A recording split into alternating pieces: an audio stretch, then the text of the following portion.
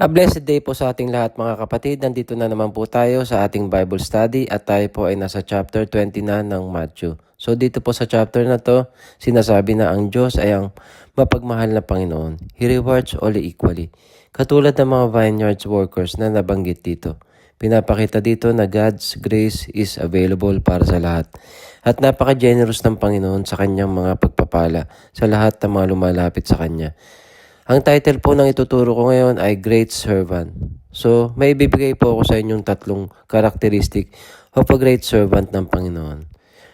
Unang-una po, kailangan may godly contentment and joyful heart. Makikita po natin ito sa verse 1 to 16. Dito po kumuha nagmamay-ari ng ubasan ng mga trabador na nangangakong babayaran. After ilang oras, lumabas uli siya at nagdagdag pa ng trabador hanggang sa malapit nang matapos ang oras ng trabaho. Lumabas ulit siya para mag-hire pa ng trabador. So, nung oras ng bayaran, unang binayaran yung huling nagtatrabaho at pantay-pantay ang binayad sa kanila. Kaya umangal sila kasi ine-expect nila na mas mataas ang sasahurin nila dahil mas maraming oras sila nagtrabaho. Ngunit sabi ng may-ari, desisyon ko na bigyan ng pare-parehong sahod ang mga huling nagtrabaho. Hindi ba't may karapatan akong gawin ang gusto ko sa pera ko o naiinggit lang kayo dahil mabuti ako sa kanila? Sinasabi din po sa verse 16, so those who are last now will be first then, and those who are first will be last.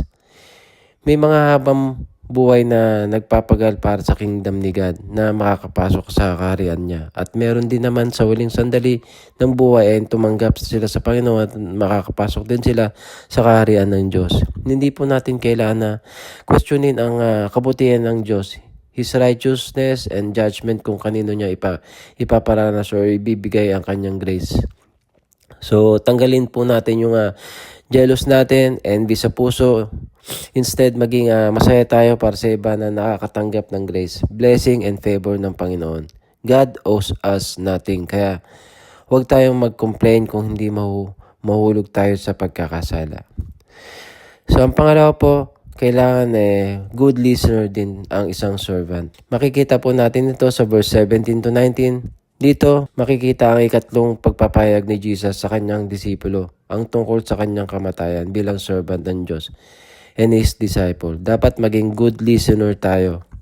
Pag may sinasabi sa atin si God or mga lingkod niya, dapat we actively pay attention. Hindi tayo passive na masabi lang na andyan ka, nakikinig pero walang nauunawaan. Let's allow the speaker na may express niya ang sarili niya without any interruption and judgment gaya ng ginawa ng mga disciples dito sa chapter na ito. Ang pangatlo po, kailangan meron ding humble to serve others.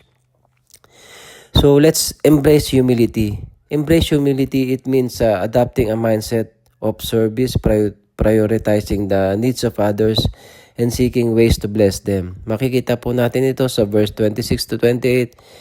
But among you it will be different. Whoever wants to be a leader among you must be your servant, and whoever wants to be first among you must become your slave. For even the Son of Man came not to be served, but to serve others, and to give His life as a ransom for many. So, sinasabi po dito na si Jesus po ay naparito hindi upang paglingkuran, kundi upang maglingkod. He is the ultimate example of humble service. Kapag tayo po ay naglilingkod ng may humility or pagpapakumbaba, we reflect Christ's character at tinutupad natin ang kanyang kautusan na mahalin at paglingkuran ng ating kapwa. Serving others means volunteering our time to them. Dapat naglalaan po tayo at nagbibigay tayo ng oras para sa iba. For example, teaching them the Word of God, pagtulong at pagsuporta sa mga kaibigan or kasamahan sa church.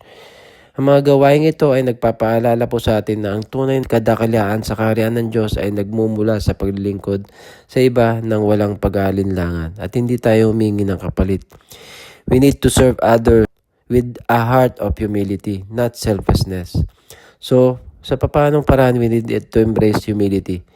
Unang-una, we need to practice self-awareness. Kailangan aware po tayo sa nangyayari sa iba. Dapat may pakialam tayo sa ibang tao, hindi yung sarili lang natin. Ang pangalawa po, kailangan din nating i-acknowledge ang effort ng iba. Kailangan marunong din tayong magpasalamat sa mga nagawa ng iba at ma-appreciate natin ang mga ginawa nila. Ang pangatlo po ay dapat we need to invite collaboration. Parang sa pagbubuhat ng mabigat na bagay yan eh. For example, yung washing machine, mabubuhat mo ba yan kung mag-isa ka lang? Syempre hindi. Kailangan may mga kasama ka para mabuhat yon. Kailangan na ma-realize natin na mas gagaan ang isang bagay kung meron tayong mga kasama at makakatulong. Ganun din sa pagbuo ng magagandang kanta, no? For example, sa music ministry, kailangan ng vocalist, backups, guitarist, drummer at iba pa para makabuo ng magandang kanta. Huwag natin suluhin ang lahat ng bagay na mahirap gawin ng mag-isa. Huwag tayong magmamagaling at isipin na kayang-kaya ng mag-isa ang mga bagay. Minsan kailangan din natin ng support ng iba para mas maging effective ang trabaho.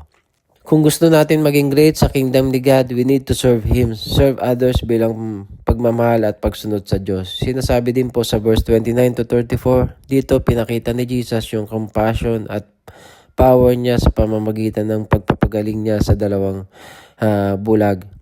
Nandun yung willingness niya at to show mercy and heal to those who seek Him with faith. Nandun yung kagustuhan niyang tumulong to those who are suffering and in need.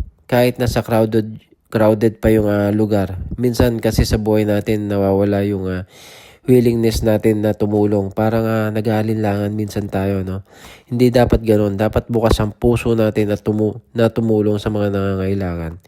Pinapakita din po dito sa verse na to yung spiritual blindness. Pinakita sa atin ng kakayahan ni Jesus na buksan ang mga mata ng mga tao para sa spiritual truth and to lead them to follow Him. Marami kasi sa atin sa panahon ngayon ang bulag sa katotohanan na dapat nananampalataya at sumusunod tayo sa isang tunay na nag-iisang Diyos. So ang conclusion ko po, we are called to be a great servant at para mangyari ito, kailangan meron tayong heart of a servant. Willingly, humbly, and joyfully serve God and others. So yun lang po may tuturo ko. Maraming salamat po. God bless you all.